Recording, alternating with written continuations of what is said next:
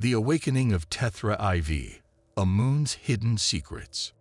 The mining colony on Tetra IV, a barren moon orbiting a gas giant, was considered a dead-end post, a place for those looking to escape their past or eke out a desperate living. Its dusty surface held little of value, save for pockets of rare minerals buried beneath layers of ancient rock. Yet when the drills of Sector 7 struck an anomaly, a void beneath the surface, the monotony of their lives shifted into something far more sinister. Alex Graven, the forewoman of the mining team, stood at the edge of the newly revealed cavern. The shaft extended deep into the moon, its walls gleaming faintly under their headlamps. Strange, angular patterns adorned the exposed rock, glowing faintly with an unnatural greenish hue. "Looks like some kind of structure," muttered Dr. Elias Traynor, the colony's geologist. He ran his fingers over the carvings, his brow furrowed. "These patterns, this isn't natural. Someone or something built this." Alex frowned, gripping the railing of the lift platform as they descended into the void. "The scans didn't show anything like this," she said, her voice tense. "Could it be an old alien installation? Maybe even precursor tech?" "Could be," Elias replied, though his voice wavered with unease. "But this deep under the surface, and untouched, that's unusual." The platform groaned as it lowered them into the cavern. The air grew colder, carrying a strange metallic tang. Shadows danced across the walls, and the deeper they went, the louder the hum became, a low, vibrating sound that resonated in their chests. At the base of the shaft, the team found a massive stone archway embedded in the cavern wall. Its surface was covered in more of the glowing patterns, swirling and intersecting like a language they couldn't decipher. A faint, rhythmic pulse emanated from the archway, syncing with the hum that filled the cavern. "What the hell is this?" whispered Ren Hale, one of the miners, his voice trembling. "It's alive, isn't it?" Elias stepped closer, his scanner buzzing erratically. "This isn't just a structure, it's emitting energy. Something's active in there." Before Alex could respond, the hum grew louder, and the glowing patterns on the archway began to shift. A series of sharp, clicking sounds echoed through the cavern as the arch's inner space darkened, forming a black void that seemed to absorb the light around it. "It's opening," Elias whispered, his eyes wide. Alex's gut twisted with unease, but her curiosity overpowered her caution. "We need to document this. Ren, Elias, gear up. We're going in." The tunnel beyond the archway was narrow and suffocating, its walls smooth and cold to the touch. The glow from the patterns dimmed as they moved deeper, replaced by an oppressive darkness that seemed to press against their suits. The hum grew sharper, more distinct, and Alex began to notice faint whispers at the edge of her hearing. "Do you hear that?" Ren asked, his voice crackling over the comms. The voices. Alex glanced back at him. His face was pale, his eyes darting nervously. "It's just the sound waves," she said, though her voice lacked conviction. "This place is playing tricks on us." The tunnel opened into a vast chamber, its ceiling vanishing into darkness. At its center stood a massive obelisk, its surface reflecting their headlamps like polished obsidian. Strange symbols spiraled up its sides, glowing faintly as they approached. Elias knelt beside the base, his scanner beeping wildly. "These symbols, they're shifting. They're not static. It's like they're responding to us." Alex stepped closer, her hand brushing the obelisk's surface. The moment her fingers touched it, the whispers grew louder, converging into a single guttural voice that echoed through the chamber. "Awakened." The obelisk pulsed with light, and the ground beneath them trembled. A low rumble reverberated through the cavern, and the glow from the walls intensified, casting eerie shadows that twisted and danced. "What the hell was that?" Ren shouted, backing away. Before Alex could respond, the walls began to move. Jagged shapes emerged from the glowing patterns, forming spindly, humanoid figures that stepped into the chamber. Their bodies were skeletal, their faces featureless except for hollow, glowing eyes. The whispers turned into a deafening roar as the figures advanced, their movements jerky yet deliberate. "Run!" Alex screamed, her voice cutting through the chaos. Alex bolted toward the tunnel, her boots pounding against the trembling ground. Behind her, Ren and Elias followed, their headlamps bouncing wildly in the darkness. The skeletal figures moved with unnerving speed, their glowing eyes burning through the gloom. The whispers clawed at Alex's mind, growing louder and more insistent. "You trespass. Awaken. Return to the core." "What are they?" Ren shouted, his voice rising in panic. "I don't know," Alex snapped, glancing back to see the figures closing the distance. "Just keep moving." The team stumbled into the narrow tunnel, the walls closing in around them. The humanoid shapes didn't pursue, but the whispers didn't stop. Instead, they shifted, changing tone and cadence, as if something was trying to form words. Ahead, a faint glow emerged, a light at the end of the tunnel. Alex pushed herself harder, her legs burning as she reached the opening. The team spilled out into another chamber, smaller than the first, but no less unsettling.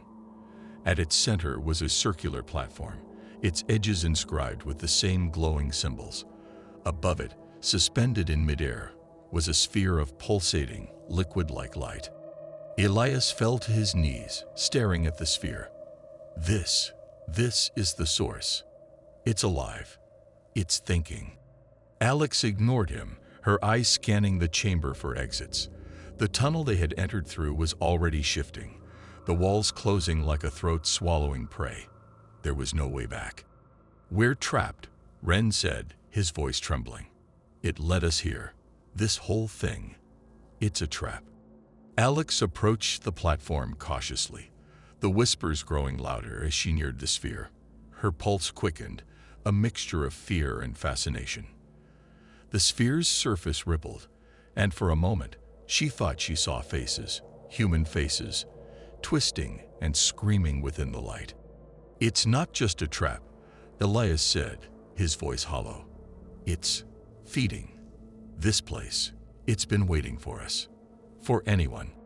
The sphere pulsed violently, and the whispers coalesced into a single voice, deep and guttural, resonating through the chamber. "You disturb the balance. You awaken the forgotten. You must return to the core." Alex stepped back, her hands gripping her pulse rifle. "What core? What are you?" The sphere shifted, its light dimming as a vision filled the chamber. The walls disappeared, replaced by an image of the moon's surface. Towering spires erupted from the ground, their forms crackling with energy.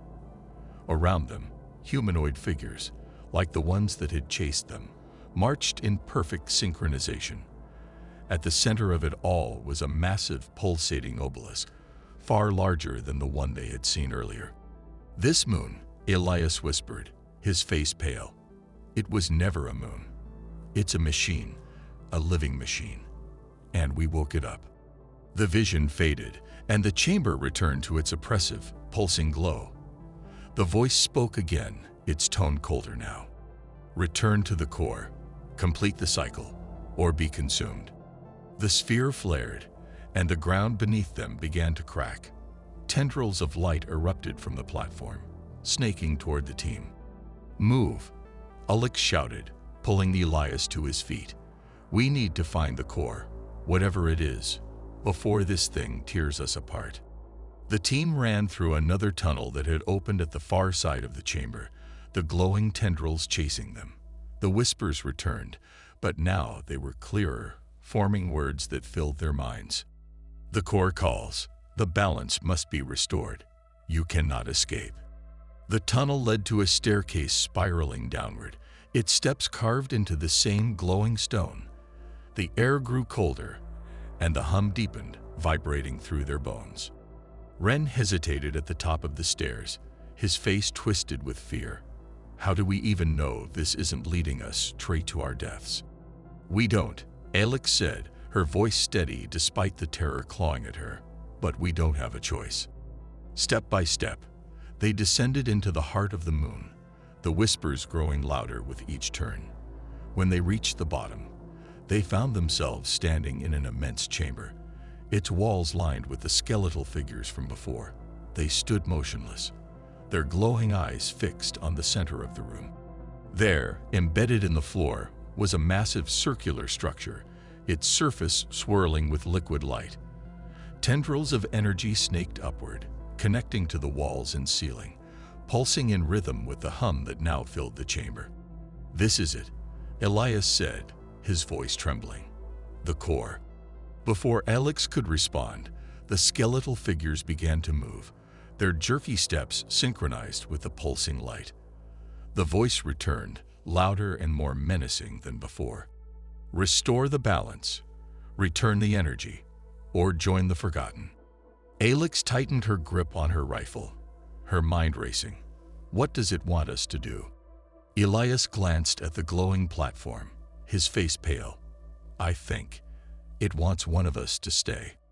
The chamber trembled as the skeletal figures encircled the core, their glowing eyes locked on the team.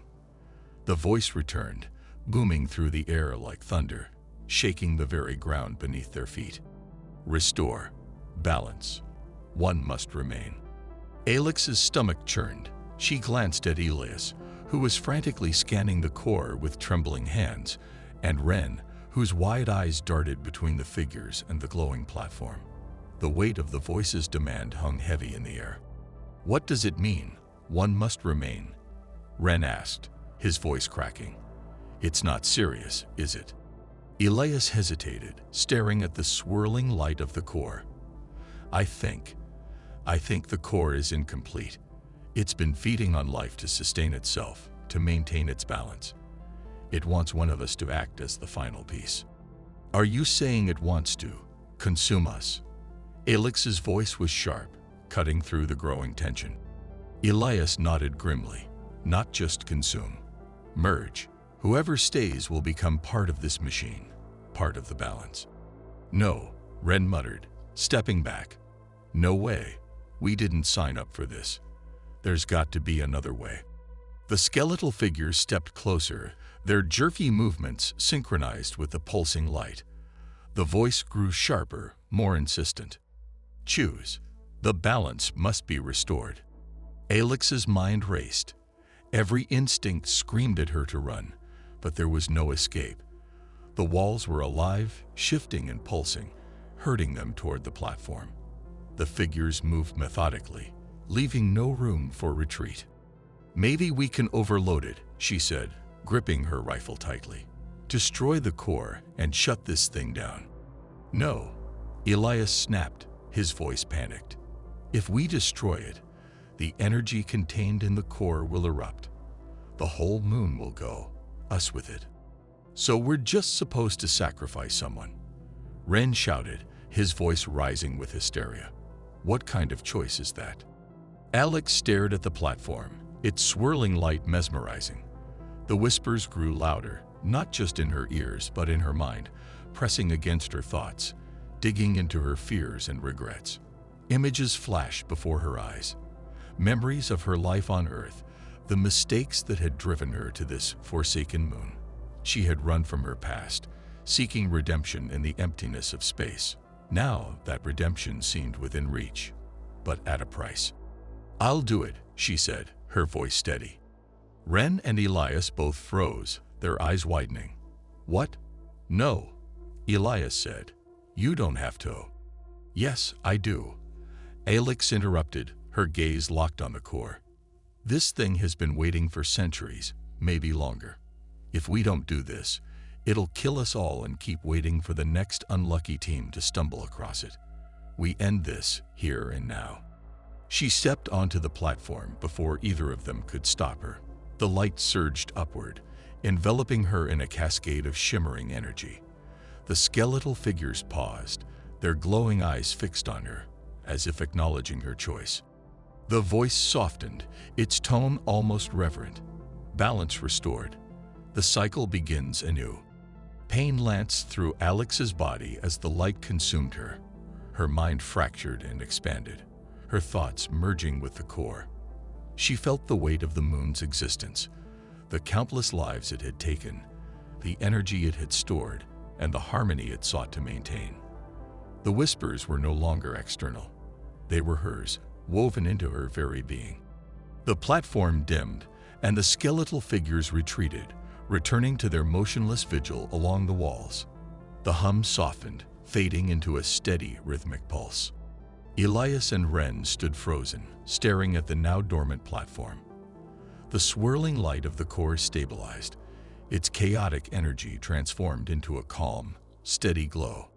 "She did it," Elias said, his voice hollow. "She saved us."